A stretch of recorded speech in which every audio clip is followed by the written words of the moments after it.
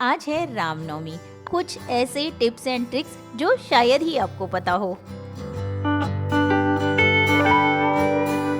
और आज रामनवमी थी, इसलिए मैं जल्दी उठकर जल्दी जल्दी मेरा योगा वगैरह करके फटाफट मैंने पूजा कर ली। पूजा करने के बाद ही मैंने चाय बनाई।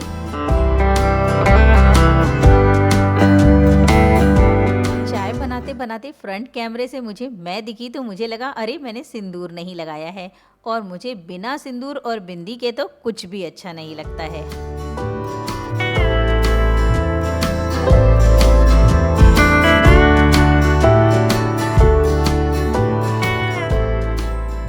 मैं ब्लैक टी पीती हूँ और सुबह की चाय मुझे एकदम चैन से बैठकर पीना अच्छा लगता है। गप्पे करते हुए बातें करते हुए चाय पीती हूँ और उसके बाद मैं किचन में जाकर बाकी के काम स्टार्ट करती हूँ।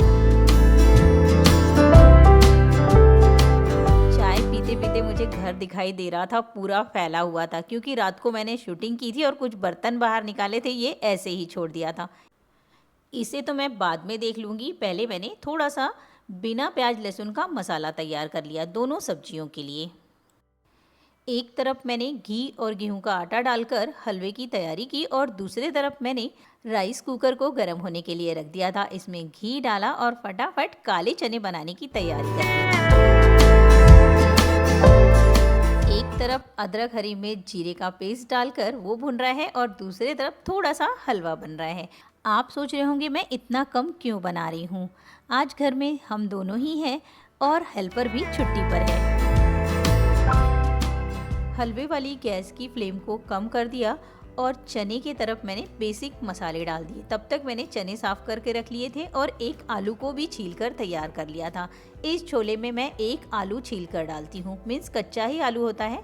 उबल जाने के बाद उसे मैं मैश कर लेती हूँ। पानी डाल दिया है और अब मैं राइस कुकर को बंद कर दूँगी। राइस कुकर और इंडक्शन मेरी डेली की कुकिंग में यूज़ होता ही होता है।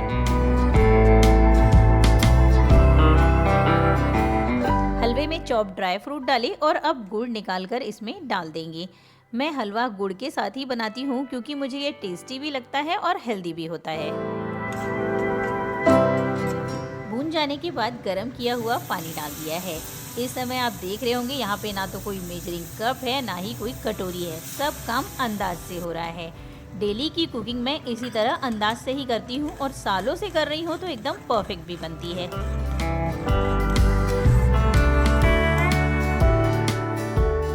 हलवे को माइक्रोवेव से बर्तन में निकाल दिया है, बाद में इसे गर्म कर सकते हैं। और कढ़ाई को पानी में डाल दिया है, आटा गूंथ लिया है। किचन में से मुझे दिखाई दिया ऊपर की टंकी भर गई है तो आवाज लगाई कि बंद कर दीजिए। पूरी बनाइए, रोटी बनाइए या फिर पराठा बनाइए, आटे को गूंथ कर कम से कम 15 से 20 मिनट के लिए सेट होने दीजिए। अगर आपके पास टाइम है तो आधे से पौन घंटे भी रख सकते हैं। किसी भी अनाज को भिगाकर ही यूज करना चाहिए, वो डाइजेशन के लिए अच्छा हो जाता है। आलू की सब्जी बनाने के लिए घी गरम किया, उसमें अदरक हरी मिर्च जीरे का पेस्ट डाला और अब डाल दिया हींग। कभी भी जब सब्जी में आप लहसुन प्याज नहीं डाल रहे हैं या फिर पूजा के लिए प्रसाद बना रहे हैं, हींग जरूर डालिए। सब्जी में अपने आप एक अच्छा सा टेस्ट आ जाता है। और सब्जी में जब भी आपको पानी डालना हो, गर्म पानी यूज कीजिए, इससे भी टेस्ट बढ़ जाता है। इतनी देर में राइस कुकर में काले चने रेडी हो गए हैं। पूरी बना लेते हैं। आटे को इस तरह से रोल कर लीजिए और अब फटाफट इसे कट कर लीजिए। एक साथ आपकी ढेर सारी लोइयां तैयार हो जाएंगी।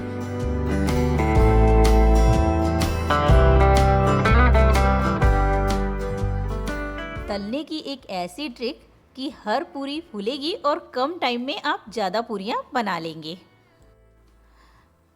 नैवेद्य वाली पूरी तो बन गई है। तेल अच्छा गर्म होना चाहिए, आप इसमें पूरी डालिए। जैसे ही पहली वाली पूरी फूलने लगे या फिर पहली पूरी नहीं फूल रही है, इस तरह से फुला लीजिए और जैसे ही पूरी फूल जाए दूसरी पूरी इसके नीचे डाल दीजिए। पहली वाली पूरी के प्रेशर से दूसरी पूरी अपने आप फूल जाएगी। और अब इसे पलट दीजिए। ये देखिए एक तरफ से हो भी गई है और दूसरी पूरी को इसने फुलाने का भी काम कर दिया है। अब सेम तरीके से जो कच्ची वाली दिख रही है उसके नीचे एक पूरी डाल दीजिए। पहली वाली निकाल लीजिए और दूसरी पूरी भी अपने आप फूल जाएगी।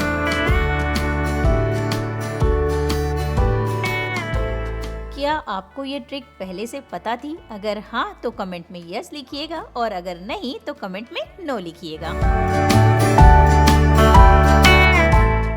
जब तक पूरियां बनी कुकर का प्रेशर भी रिलीज हो गया था। ये देखिए काले चने बनकर तैयार हैं। अब इसमें जो आलू डाला था उसे मैश कर लेंगे और चने को भी थोड़ा थोड़ा मैश कर लेंगे। चने थोड़े से थिक हो जाएंगे। मैंने नैवेद्य चढ़ाया और ईश्वर को धन्यवाद दिया कि आपका ही दिया हुआ खाना मैं आपको अर्पित कर रही हूँ, उसके लिए धन्यवाद।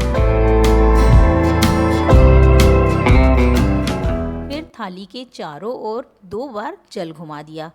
इसके बारे में मैं थोड़ा बहुत तो जानती हूँ, पर अगर आपको पता होगा तो मुझे ज़रूर बताइएगा। मेरी सासू माँ ऐसे ही करती थी, मम्मी करती हैं, इसलिए मैं भी करती हूँ।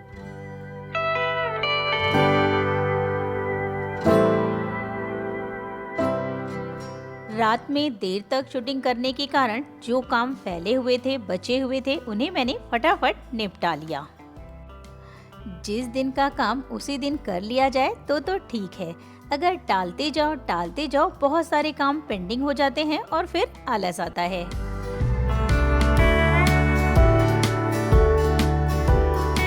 कुछ बर्तन ऐसे होते हैं जिन्हें मैं खुद धोना पसंद करती हूँ, जैसे मिक्सी का पॉट, चकला, बेलन, ग्लास के बर्तन या फिर नॉन स्टिक बर्तन। बर्तन धोए हैं तो हाथों की केयर भी करनी पड़ेगी। थोड़ा सा मॉइस्चराइज़र लगाया और फिर मैं चल दी अपने चैनल के काम से, मीन्स मेरे ऑफिस। घर में ही मेरा ऑफिस है तो कब ऑफिस और कब घर के काम कुछ पता ही नहीं चलता है, दोनों साथ में होते रहते हैं।